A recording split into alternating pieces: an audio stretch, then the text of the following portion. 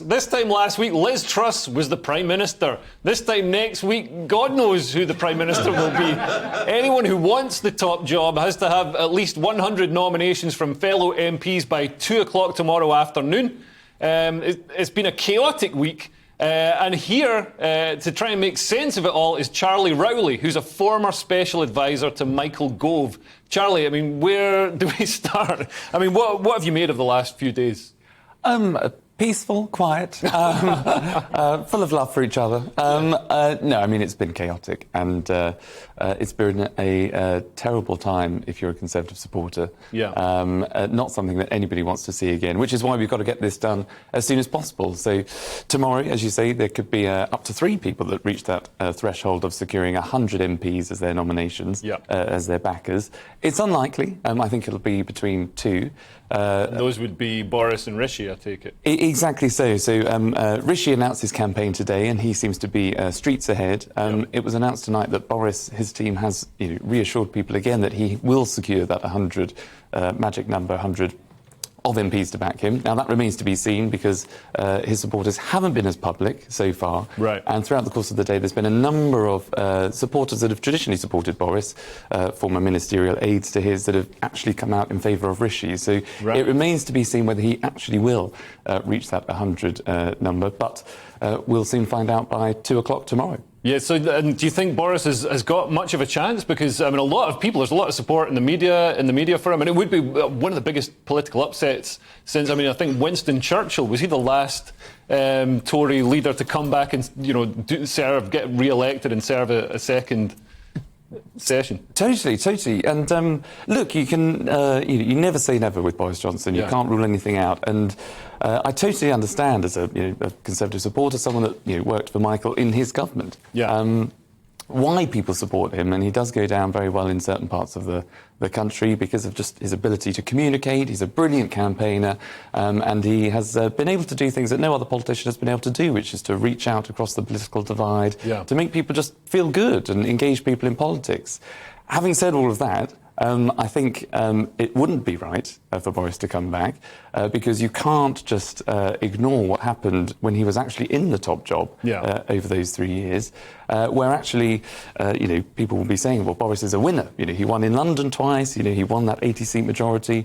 But during his time, he was also a bit of a loser. So we lost by-elections in Tiverton and Honiton, in Cheshire and Amersham and in North Shropshire. And these weren't small majorities. These were in their thousands that went to the Liberal Democrats because of the issues that were happening in Number 10. So I think for the good of the country, certainly for the sake of anxiety and everybody's heart rate, I think we should probably just move on and it should be someone else's turn. But with regards to the by-elections, I mean, you often see sort of protest votes against an incumbent party during by-elections. And, I think Boris showed he's incredibly electable. As you said, he reached out, even creating the red wall, breaking the red wall. So, and don't you think it sort of undermines democracy slightly that he was elected in a general election with an 80-seat majority, and then deposed by a cabal, almost a sort of coup, and then he was replaced by Liz Truss, who was elected by the Conservative members, and then she's been deposed by probably the same shadowy cabal of Conservatives. And now they're going to place. It looks as though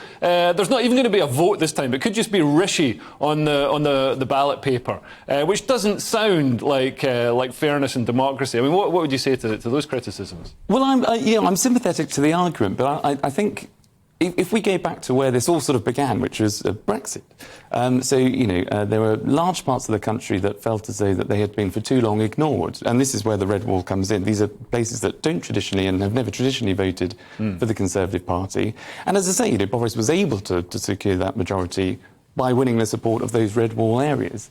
But these were places where for too long these people had been felt as though they'd been left behind, that the government in Westminster, it didn't work for them.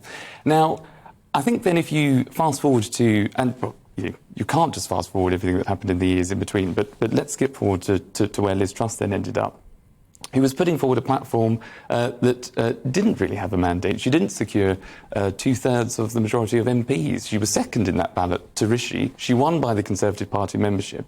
And she was putting forward a platform where the policies on their own in isolation are things we can all get behind. Lower taxes, ensuring people keep more of the money that they earn. Those are good policies. But at a time where you've got a lot of the country that still feels as though it had been left behind, where government didn't work for, where Westminster didn't work for them, cutting the top rate of income tax just for the very wealthy, on the back of a manifesto in 2019, which was to get Brexit done, to unite the country and level up. And that was a department that I had a privilege of working in, the Department for Levelling Up. Those were not policies that chimed with the voters as to what Liz was putting forward. So it was doomed to fail probably from the start, which is why you need to get back to somebody who supported Brexit, which was Rishi, and someone that understands the importance of levelling up and maintaining that support in the red wall seats. And I think that is Rishi also. But you say that Liz Truss didn't have the support of Tory members or Tory voters, but I mean, she was elected, and also she was taking the Conservatives, back to their sort of ideological roots as a low-tax, low-spend party, which I think is, what we'd like to see. A lot of us would like to see as an option to vote for instead of just having two versions of New Labour to vote for. Don't you think that the Tories have sort of they've under Cameron and subsequent leaders, they've sort of diverged too far away from their core Conservative values? I don't think so. I mean, the Conservative Party, is the most successful political party in the Western world, and it's only able to do Doesn't that. look like it this week. It's certainly not this week. Certainly not. But it's only been able to do that in the past, previously, because of its ability to adapt and to progress and move forward. All the while maintaining those values of, yes, law and order, but keeping taxes low, giving more liberty, more freedom to people to, if you want to start up a business, go and do it. You shouldn't be relying on the state. But, of course, there's always room for the state to intervene and to help people where they absolutely need help. Those are the most vulnerable in society. Through COVID, we've seen massive state intervention, which I know took a lot of toll on a lot of people. And was a terrible idea. And there'll be another program. There'll be another program we could go Rishi was to. Obviously architect of a lot of that. But in order to help people, you have to ensure to support people's wages and to support people's businesses at a time where, globally, by the world letting them down. continue to work would be a good way of supporting those people and supporting the economy. But I guess we're getting away from the point. I mean, do you think we haven't mentioned Penny Mordaunt? She's also a possible contender. Do you think she's going to get the 100 MPs behind her? We'll have to wait and see. I mean, I think at the last standing she had sort of about 20 or 30 sort of publicly backing her. There was a call that took place today between her and Boris, where I think they both sort of suggested that the other, step aside to allow their supporters to row in behind the other. I think it was a suggestion from Boris to Penny to step down, and I think she sort of politely declined and said, maybe it's you that needs to take a step back.